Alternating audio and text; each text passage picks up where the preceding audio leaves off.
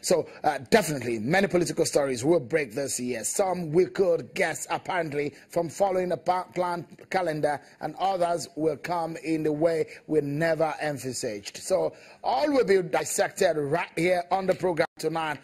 Governments will be put on their toes. Elected officials and politicians will be desperate to impress or at least deliver on some promises as the day or year of reckoning draws nearer.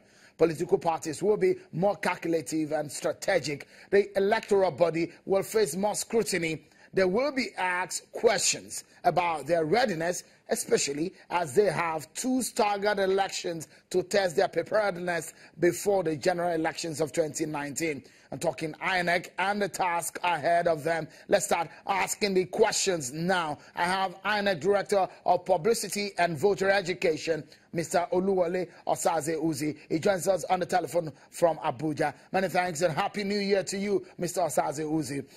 We do know that from what we have, there seems to be some dates to the elections. The first one is going to be the Ekiti State election, followed by Osun State elections, and of course, the process that will culminate into the general elections of 2019. Tell us, do you have the breakdown of the calendar for the 2019 elections just yet? Thank you very much, Sean, and Happy New Year to you and to your viewers. We've repeated, we said making the statement in November, and I repeated that statement in December, about a week or two ago, that there is no detailed calendar, no timetable and schedule of activities for the conduct of 2019 elections. What was released were the dates of the election and the formula for competing dates for not just the 2019 elections, but subsequent elections, 2023, 2027, and so on and so forth.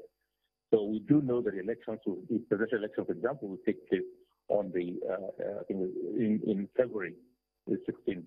So, and the state assembly and commission election takes place 2 weeks later. So basically, details of the timetable, the schedule, the conduct of primaries, the submission of list of nominees and things like that will be issued shortly. And I think in the next few weeks, we'll probably issue, after the commission has sat and met, will not issue a detailed timetable.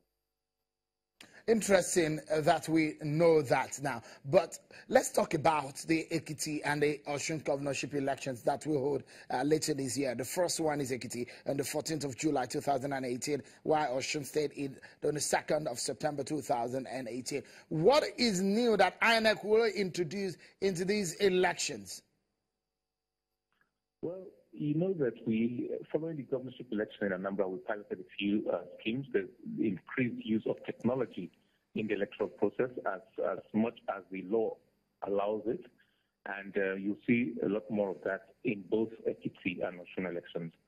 We're piloting a scheme now, which I think will be extended to Ekiti, where we transmit results, definitely from the ward level. And when the commission meets, it may extend it or cascade it further down to lower levels. So technology will be increasingly deployed in the elections. There will be better training.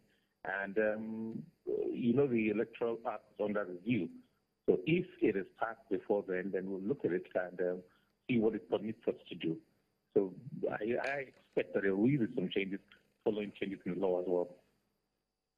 Before I allow you go, tell us about the continuous voter registration exercise that the Commission has embarked on from last year. Is it conclusive? Have you stopped? What exactly are you doing in this regard for those who perhaps will be 18 this year and those who want to change the registration point or the voting point for 2019? Yes, that is the essence of the continuous voter registration, which is ongoing. At the end of every quarter, we do what we call display. In other words, all those who have been registered in that quarter, their names are displayed so that anybody who has any objections, maybe the person's name ought not be in the register, or there's a misspelling of your name, there's confusion about your sex and things like that, there's an opportunity for people to correct the entries in the register. If that thing is not corrected, then it's going to register as it is. So it's a continuous process and will continue till a couple of months to the elections. So as you're aware, a lot of people who were not born when democracy democracy was reintroduced in Nigeria in 1999, will now have the opportunity to vote for the very first time. So it's an exciting time for us, exciting time for them.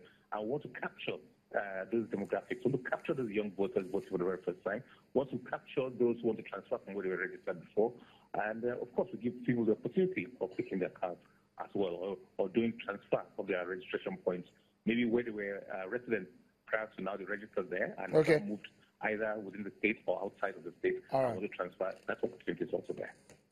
Thank you, Mr. Oluwole Osazuzi. But can you tell us precisely, just quickly, in about 15 seconds, when will the details of the 2019 calendar or schedule of the election come up? When will you release it? The commission will meet, and I think it will release shortly after the commission meets.